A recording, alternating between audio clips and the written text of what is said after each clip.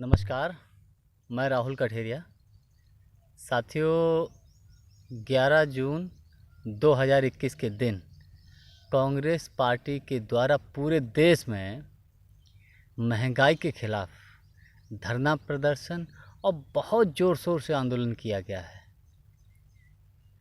मोदी जी की सरकार के खिलाफ कांग्रेस पार्टी ने बड़े ज़ोर शोर से पूरे देश में आंदोलन चलाया है। इसलिए मैं अपने तमाम लाखों हज़ारों कांग्रेसी कार्यकर्ताओं, अपने तमाम कांग्रेसी नेताओं को बहुत बहुत बधाई देता हूँ। सभी बहुत बहुत बधाई के पात्र हैं। इसी प्रकार से, इसी एकजुटता से हमें इस सरकार का विरोध करना है, इस सरकार की गलत नीतियों का, क्योंकि ये सरकार जो है इस वक्त जनता की नहीं सुन रही है, तानाशाही रवैया अपना चुकी है। साथियों, आपके हितों की रक्षा के लिए कांग्रेस प्रतिबद्ध है। और मैं एक बात की और बधाई देना चाहूँगा कि इस आंदोलन में देश की जनता ने भी काफ़ी सहयोग किया है। जगह जगह देश के तमाम युवा साथियों ने सहयोग किया है, बड़े बुज़ुर्ग, माताओं, बहनों, जिन्होंने भी सहयोग किया है, आप सभी लोग बहुत बहुत बधाई के पात्र हैं। और मैं आपको एक बात बता देना चाहता हूँ, ये सरकार इतनी निकम्मी सरकार है साथियों कि 2014 के चुनाव से पहले जब कांग्रेस की सरकार थी तो पेट्रोल या डीजल, पेट्रोल समथिंग वही 70, 71, 72 या 50 पैसे भी बढ़ता था। तो बहुत बहुत ही ज़्यादा जो है पूरे देश में आंदोलन करते थे। सपोज़ करिए उस वक्त 75 भी पेट्रोल होती थी तो ऊधमबाजी सर पे रख के पूरा देश में ऊधम मचा देते थे। तो कंडीशन ये है साथियों कि उस वक्त जब 75 था तब ये कहते थे कि बुरे दिन हैं, हमारी सरकार लाइए और हम अच्छे दिन लाएंगे। अरे भैया, आज तो 100 रुपये के ऊपर पेट्रोल हो गया। बहुत सी जगह, बहुत ऐसी जगह हैं जहाँ पर 100 रुपये से ज़्यादा पेट्रोल जा चुका है। अर्थव्यवस्था की कमर टूट चुकी है।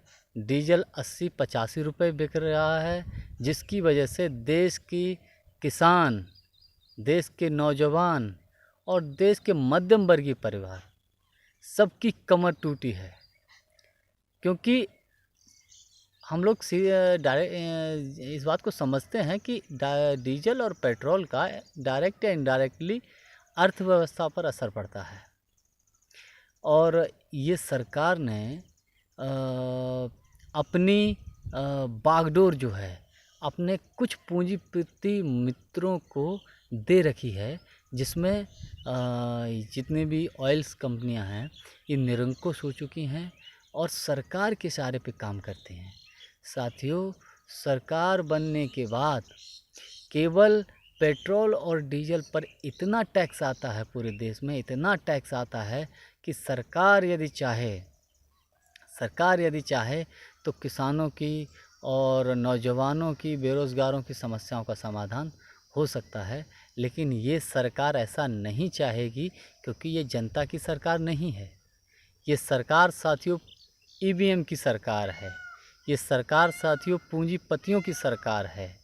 ये सरकार साथियों अपने तमाम उन उद्योगपति मित्रों की सरकार है जिन्होंने इनको चुनावों में चंदा दिया था और चंदे में हेलीकॉप्टर्स दिए थे चुनाव लड़ने के लिए, अनाप शनाप पैसा दिया था।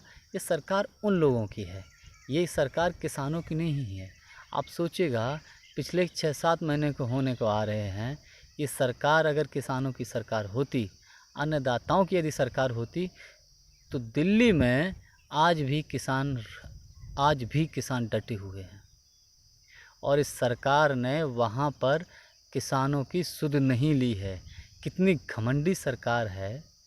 इस सरकार के लोग कितने घमंडी हैं। इस सरकार के मंत्री, नेता, खुद हमारे प्रधानमंत्री को कितना घमंड हो चुका है कि एक बार भी ज़रूरी नहीं समझा कि जाके कम से कम वहाँ किसानों से जाके मुलाकात कराएं। अरे भैया, हमारा अन्नदाता है, ये किसान हमारे पूरे देश का पेट पालता है। जो लोग पूरे देश का पेट पालते हों, उन लोगों के पास जाने में हमारे प्रधानमंत्री जी को इस सरकार के मंत्रियों को शर्म महसूस होती है, अपमान महसूस होता है। अरे इसमें कौन सा कोई सम्मान नहीं घट जाएगा, कोई इज्जत नहीं घट जाएगी। इनकी बदौलत आप प्रधानमंत्री बने हो, इनका वोट लेकर आप प्रधानमंत्री बने हो। अगर राजा प्रजा की ही नहीं सुनेगा तो फिर वो राजा तो निरंकुश हो जाएगा और फिर तानाशाही कहलाता है। जो व्यक्ति, ये लोकतंत्र है, भारत दुनिया के सबसे बड़े लोकतंत्रों में से एक है और यहाँ चुनी हुई सरकारें चलती हैं। लेकिन अब ऐसा लगता है कि ये चुनी हुई सरकार सिर्फ नाम मात्र के लिए रह गई है, क्योंकि यहाँ सुनने वाला कोई नहीं है, यहाँ सारे सुनाने वाले हैं। मोदी जी कभी कभी आते हैं, मन की बात करते हैं, कभी किसानों की बात नहीं सुनते हैं, अपनी मन की बात सुनाते हैं।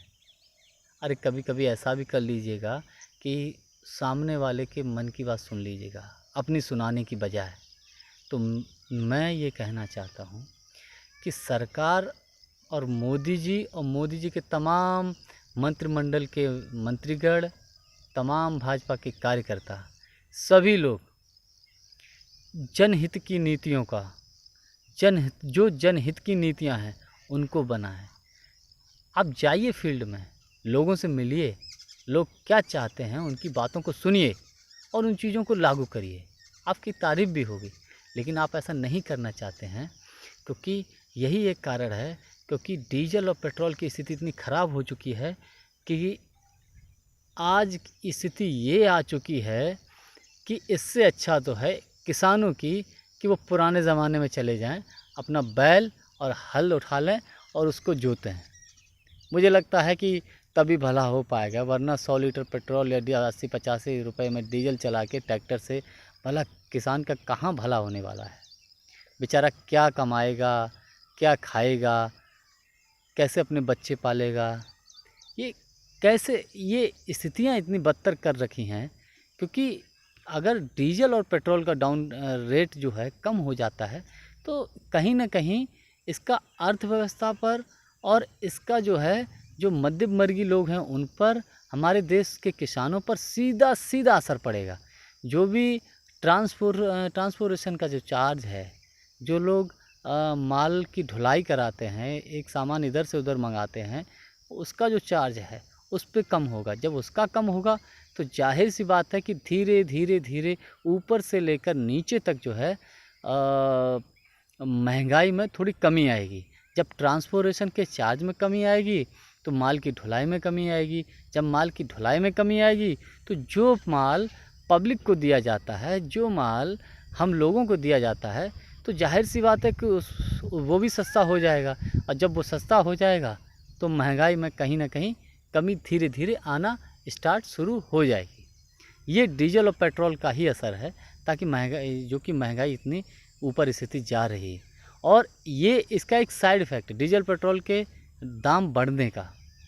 और मैं एक बात और बता दूं साथियों, जब सरकार कांग्रेस की होती थी तब स्थिति ये होती थी, समझिएगा कि अरब देशों से कांग्रेस पार्टी को, जो सरकार को उस वक्त तत्कालीन सरकार को जो पेट्रोल डीजल मिलता था बहुत महंगा मिलता था। इसके बावजूद कांग्रेस के प्रधानमंत्री माननीय मनमोहन सिंह जी जो है 70-75 रुपये में पेट्रोल देते थे। आज की डेट में जो बाहर से कच्चा तेल आता है उस समय के देखते हुए आज आधे दामों में मिलता है, विदेशों से आधे दामों में मिलता है। और उस आधे दाम के पेट्रोल डीजल को, कच्चे तेल को ये लोग दुगने दामों में बेचते हैं। तो इतना टैक्स लगा के इन्होंने बचा लिया है पैसा कि अगर मुझे लगता है कि आपने इस दरमियान जो पैसा बचाया है तो कोई बात नहीं, वो विकास के लिए काम लगाइए।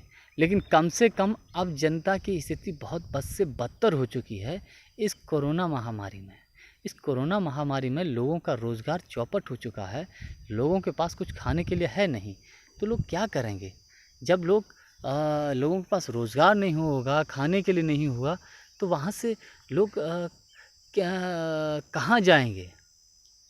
तो मेरा कहने का तात्पर्य है, इसीलिए मोदी जी ये पेट्रोल और डीजल के दाम कम करिए ताकि लोगों का भला हो सके, महंगाई कम हो सके और कम से कम इस देश की जो अर्थव्यवस्था है धीरे धीरे सही आए, लोगों को रोज़गार मिल सके। काम ऐसे करिए लोग जो ताकि आपकी तारीफ़ करें।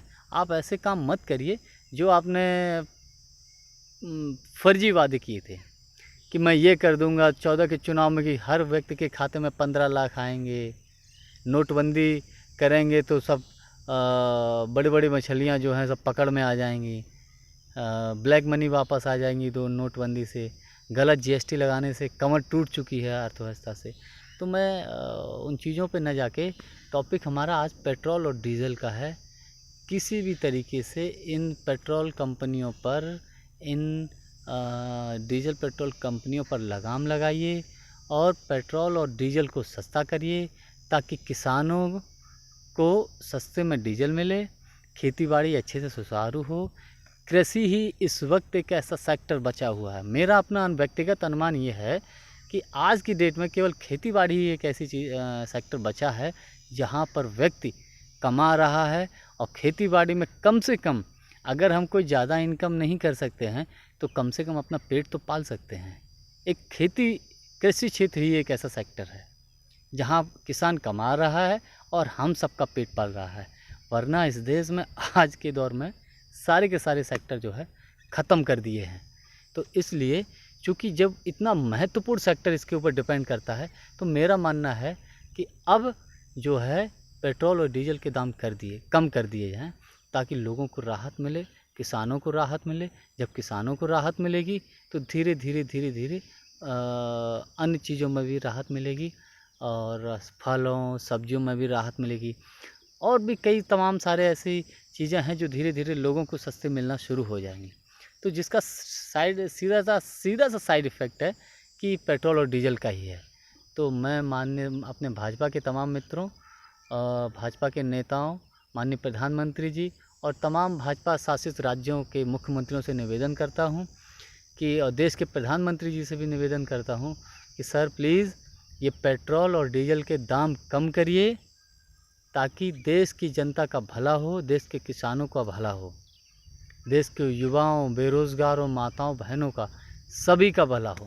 क्योंकि लोग किचन का भी बजट बिगड़ा हुआ है। इसलिए मेरा यही निवेदन है।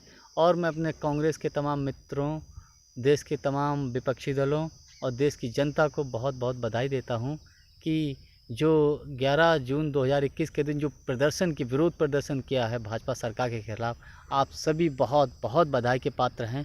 क्योंकि ये विरोध प्रदर्शन पूरे देश में किया गया है, बहुत ज़बरदस्त तरीके से किया गया है।